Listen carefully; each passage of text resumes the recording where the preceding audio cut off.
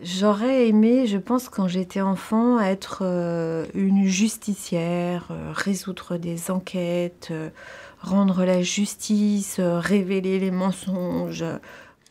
J'aimais bien ces personnages, comme Fantomette, mais voilà, comme d'autres qui en fait, n'avaient jamais peur et savaient tout dépasser, avaient des ressources absolument incroyables et savaient tout dépasser.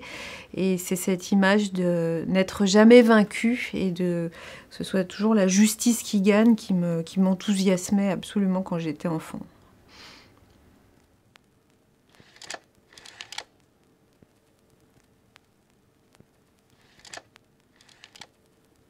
C'est un recueil de contes des frères Grimm, qui a beaucoup vécu, qui est vraiment l'image du livre qu'on me lisait quand j'étais enfant.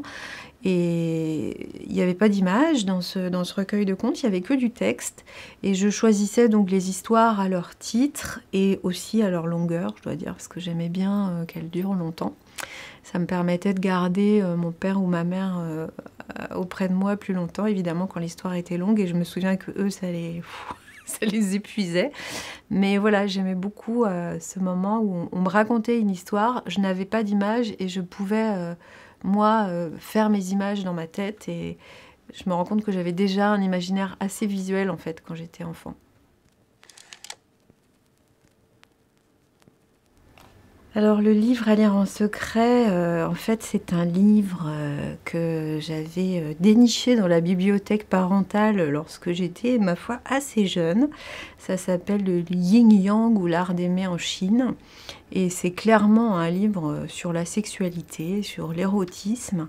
Et voilà, ça m'a ouvert des horizons absolument insoupçonnés. Donc c'est vrai que quand j'étais seule, j'allais de temps en temps chercher ce livre dans la bibliothèque. Voilà.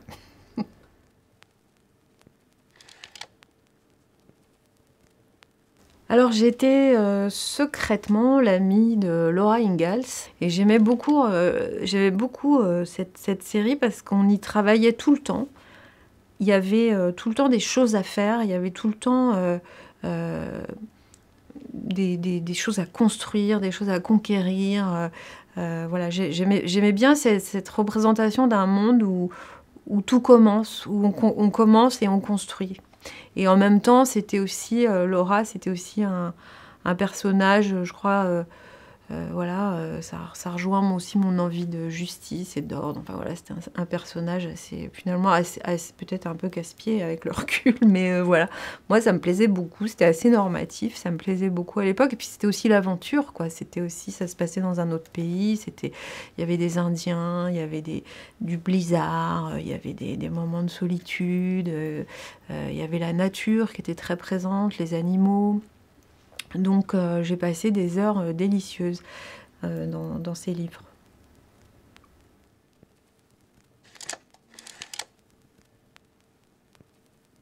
Alors je me revois sortir d'un cinéma et ne plus pouvoir m'arrêter de sangloter après la projection de E.T. Voilà, je me souviens plus très bien du déroulement de la narration, etc. Mais je me souviens d'une émotion mais incontrôlable et je n'arrivais plus à arrêter de pleurer en sortant. Je me revois sur ce trottoir, c'était à Montparnasse, et je n'arrivais plus à m'arrêter de pleurer.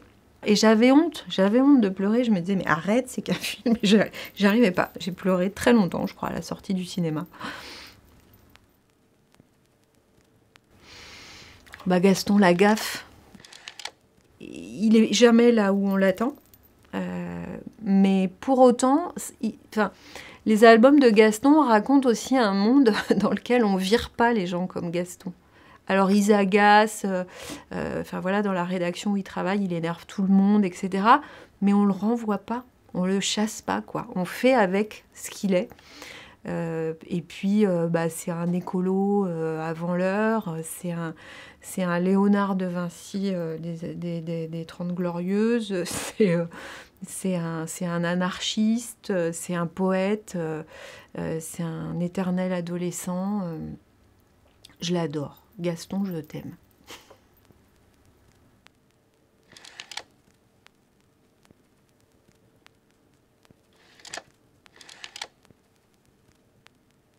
Ce livre de Frank Secka m'a beaucoup plu parce qu'il était plein d'une fantaisie, d'un imaginaire et d'une liberté qui m'ont enthousiasmée.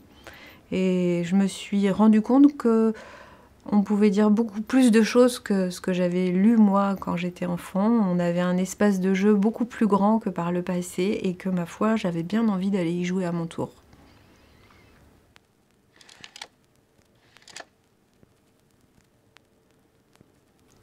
J'adore les expressions. J'adore les expressions, j'en utilise volontiers.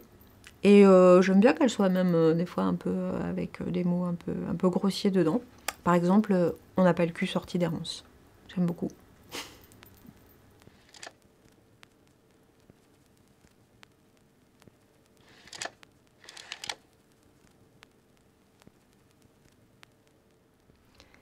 C'est une lecture musicale d'un de mes livres qui s'appelle « D'où viens-tu, petit sabre, qui es-tu, Morille ?»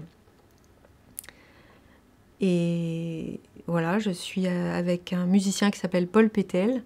Et on a donné ce texte en lecture musicale pour le partager d'une autre façon, le partager plus collectivement. Et donc voilà, cette image me ressemble parce que c'est un travail avec quelqu'un d'autre aussi. Et quand on écrit, on est beaucoup seul. Et moi, j'ai besoin aussi d'alterner ces temps de solitude avec des temps de construction de choses avec d'autres.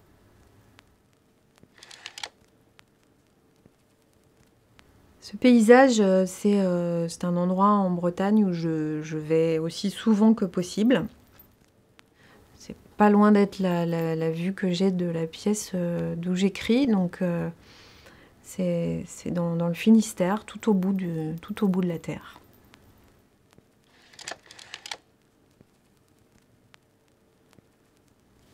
Un jour, il y avait une mangue dans un panier de fruits que je trouvais particulièrement belle dans sa forme, dans sa couleur, dans sa douceur. Je l'ai posée dans ma main, mais voilà, je lui ai fait 2 yeux et un sourire. C'est aussi parce que la créativité, c'est tout le temps, c'est partout. L'imaginaire, c'est quelque chose qui se muscle, qui se travaille à chaque instant. Et voilà, c'était un petit moment comme ça.